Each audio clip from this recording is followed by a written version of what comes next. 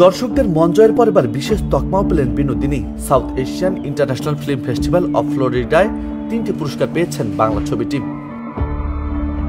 Audience choice award এর পাশাপাশি সিনেমাটির জন্য সেরা অভিনেত্রীর পুরস্কার পেয়েছেন রুক্মিণী মৈত্র।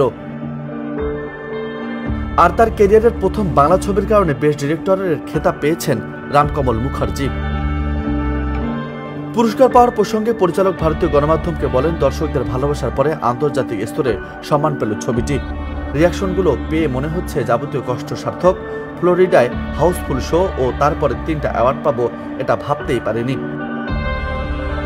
পরিচালকের কথায় রুক্মিণী ও পুরো ইউনিটের সবার কঠোর পরিশ্রম ছিল, তাই বেশ কয়েকটা বিভাগে এভাবে স্বীকৃতি পাওয়া দারুণ আনন্দ ছিল। ছবির কস্টিউম, সিনেমাটোগ্রাফিও সকলের পছন্দ হয়েছে। এদিকে খুব তাড়াতাড়ি তার পরের বাংলা ছবি লক্ষ্মীকান্তপুর লোকাল নিয়ে আসছেন পরিচালক। পরে কাজ সম্পর্কে রামকমল বলেছেন, আমার দ্বিতীয় বাংলা ছবির কাজ অনেকটা হয়ে গিয়েছে। বিনোদিনী এর থেকে একেবারে ভিন্ন মেজাজের এই ছবি। নিউজ ডেস্ক, বার্তা 24।